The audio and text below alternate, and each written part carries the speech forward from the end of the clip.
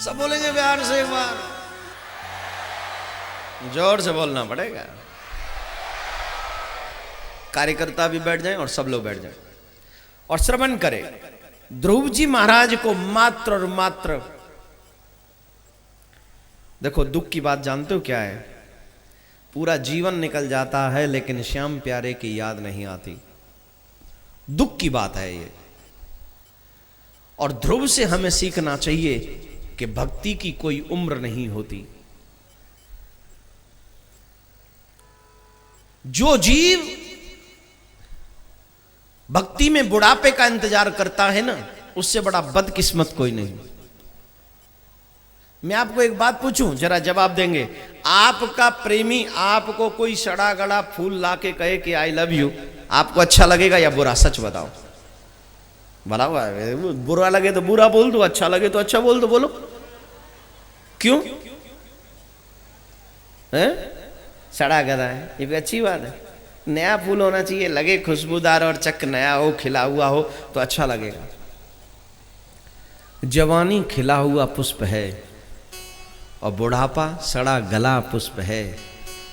जब सड़ा गला पुष्प परमात्मा को दोगे तो उसे अच्छा लगेगा या बुरा लगेगा? और जब उसे खिला हुआ पुष्प दोगे तुम ठाकुर जी के चरणों में, कहोगे कि this is for you, after that he is always happy. वो खुश हो जाएगा तुमसे, वो इतना खुश हो जाएगा कि तुम्हें कभी भूलेगा नहीं। जब तुम हाड़ मास के पुतले 50 साल की जिंदगी लेकर आए हो, तुम्हें जब पुष्प सुंदर चाहिए तो मेरा गोविंद तो हमेशा रहने वाला है। वो तो देखता रहता है, देखूं कि अपना खिला हुआ पुष्प कौन कौन देता है। ये देखना है। आई विल चेक कि कौन मुझे सुंदर पुष्प देता है और कौन मुझे बेकार पुष्प देता है। वो चेक कर रहा है हम सबको। है मेरे भाई बहन, आज तेरे पास है ना, उसका सदुपयोग कर और ध्रुव से सीख। मात्र 5.5 वर्ष का ध्रुव भगवान की आराधना, एक पांव पे खड़े होकर कठोर तपस्या कर रहा है। घोर तपस्या, एक पांव पे खड़े होकर। पहले 1 महीना फल खाए, फिर सिर्फ सूखे पत्ते खाए। दूसरे महीने, तीसरे महीने वो भी छोड़ दिए। तीसरे महीने में, चौथे महीने से सिर्फ वायु का आहार किया और 5वें महीने में वो भी छोड़ दिया। वायु का आहार करना भी बंद कर दिया और बिना वायु का आहार किए अपने आप को रोक कर खड़े हो गए। नारद जी से ये तपस्या देखी नहीं गई। नारायण भगवान से कहा, प्रभु और कितनी परीक्षा लोगे अपने भक्त की? अब देर मत करो, अब जाओ। नारायण से रहा नहीं गया और शंकर चक्र गदा पद्म लेकर मेरे प्रभु प्रकट हुए। बोलो नारायण भगवान की जय। कहा वरदान मांगो, वरदान मांगो, वरदान मांगो। जो वरदान चाहिए सो मांग लो। ध्रुव दोनों हाथ जोड़कर खड़े हो गए। बोलना चाहते हैं पर मुख से कुछ निकल नहीं रहा। छोटे बालक के आगे कोई बहुत बड़ा व्यक्ति आ जाए तो उसकी बोलती बंद हो जाती है। हमारे आगे कोई बहुत बड़ा रिस्पेक्टेबल पर्सन आ जाए तो हमसे कहां बोला जाता है? बोलना कुछ और चाहते हैं, निकल कुछ और जाता है। अब वो बहुत कोशिश की है पर जुबान नहीं निकली। भगवान ने अपना शंख उनकी कपोल से लगा दिया। उनकी सोई हुई सरस्वती जागृत हुई। यौनतः प्रवेश मम वाचो मिमां प्रसुप्तां संजीवयत किल शक्ति धारा सुधामना। दोनों हाथ जोड़कर कहे, प्रभु आपने मेरी सोई सरस्वती को जगाया। भगवान कोई कहे वरदान मांग लो, कोई भी वरदान मांग लो, तो ध्रुव कहते महाराज एक बात बताऊं, जब तक आपको मैंने देखा नहीं तब तक मेरे मन में था कि मैं अपने पिता से बड़ा राज्य मांगूंगा। लेकिन जब मैंने आपको देख लिया तो मैं सोच रहा हूं मेरी कितनी छोटी सोच थी कि मैंने राज्य मांगा, वो भी आपसे। क्या वो राज्य मेरे साथ जा सकेगा? क्या वो राज्य मेरा साथ निभा सकेगा? क्यों मांग लिया मैंने आप? मेरे मन में इच्छा हुई क्यों? यहां पर एक बात मैं आपके सामने स्पष्ट कर दूं। दुनिया और दुनिया के सारे सुख हमें तब तक बहुत अच्छे लगते हैं जब तक सच्चाई से पहचान ना हो जाए। हाँ या ना बोलो, जवाब दीजिए। हमें दुनिया वाले कब तक अच्छे लगते हैं? जब तक उसकी हकीकत सामने ना आ जाए। और जब उसकी हकीकत सामने आ जाए तो उसे नफरत हो जाती है। फिर हम उसकी शक्ल नहीं देखना चाहते। अरे मैंने तुझे क्या समझा था, तू क्या निकला? हाँ या ना जवाब दो। मुझे राजा भर्तहरि का एक प्रसंग याद आ रहा है। राजा भर्तहरि अपनी पत्नी से बहुत प्रेम करते थे, बहुत ज्यादा, बहुत प्रेम करते थे। एक दिन भर्तहरि धर्मात्मा राजा थे, उनको एक साधु मिले। साधु ने एक फल दिया, ये फल ले जाओ, इस फल को तुम खाओ, तुम अमर हो जाओगे। क्यों? क्योंकि ये तुम बहुत धर्मात्मा राजा हो, इसलिए तुम जैसा धर्मात्मा राजा इस दुनिया को चाहिए, और हम चाहते तुम अमर हो जाओ, इसलिए फल को खा लो। ठीक है। अब वो फल को लेकर गए, लेकिन उन्होंने सोचा अगर मैं ये फल को खा लूंगा और मेरी पत्नी मुझे छोड़ के चली जाएगी, क्योंकि मैं तो इससे बहुत प्रेम करता हूं, ये तो मेरे लिए सबसे बड़ा रत्न तो मेरी पत्नी है, मैं अमर हो जाऊंगा और ये छोड़ देगी तो फिर मेरा जीना किस काम का। राजा भर्तहरि ने वो फल अपनी पत्नी को दे दिया, बोले ये फल तुम खा लो, तुम अमर हो जाओ, जब तक भी रहूं तुम ऐसी बनी रहो जैसी हो। अब वो जो रानी थी वो राजा से स्नेह कम करती थी। उसी नगर में एक सेवक रहता था, और वो सेवक बहुत सुंदर था, वो उससे प्रेम करती थी।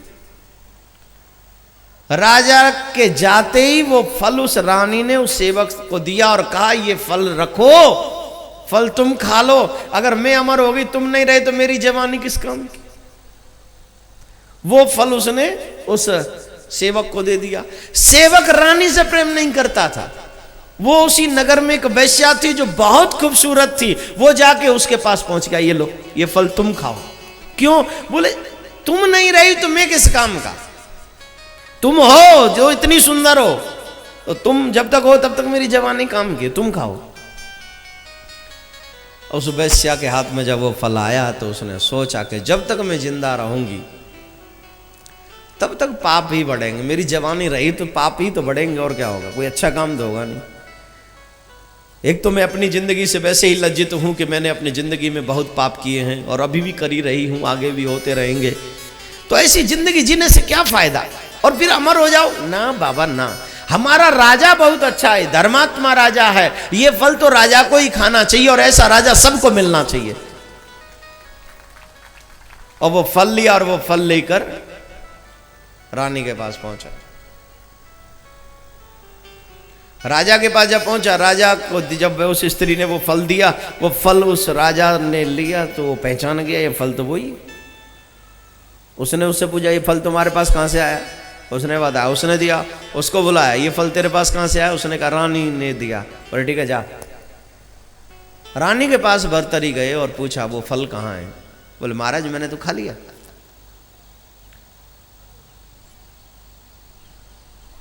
तूने खा लिया तो ये क्या है? उसे अपनी गलती महसूस हुई कि मेरी चोरी पकड़ी गई। उसने कहा क्षमा कर दीजिए। बोले हम कौन होते क्षमा करने वाले। राजा भर्तहरि उसी समय उसी पल राज्य को ठोकर मार कर निकल गए। हम जिसे चाहते वो किसी और को चाहते, और वो जिसे चाहते वो किसी और को चाहते। हम उसे नहीं चाहते जो हम सबको चाहते, जो हम सबको चाहते। ये सत्ता, ये राज, ये संपत्ति, ये परिवार, ये ऐशो आराम, ये तो क्षणिक है। कब तक है, कब तक? ध्रुव को जब भगवान का दर्शन, एक बात बता रहा हूं मेरे भाई बहन, सच समझना, जब एक बार, अब एक बात बताओ, चलो ऐसे नहीं, ऐसे समझो, बड़े बड़े राजा महाराजा अपना घर छोड़ के क्या बने हैं? क्या बने बाबा जी? बड़े नहीं, साधु बने कि नहीं, महाराज बने कि नहीं, घर छोड़ा कि नहीं? आखिर उस महल में क्या नहीं था जिसको पाने के लिए उनको महल छोड़ना पड़ा, अपनी रानी छोड़नी पड़ी, अपने सेवक छोड़ने पड़े, और सब कुछ छोड़कर जंगल में जाकर बैठ गए। और उन्हें वो जंगल में वो मिल गया जो उन्हें उतनी बड़ी सत्ता में नहीं मिला। कुछ तो जरूर होगा कि इतने बड़े महल में भी उन्हें वो नहीं मिल सका जो उन्हें जंगल में भगवान के नाम में मिल गया, वन में एक भगवान के आश्रय से मिल गया।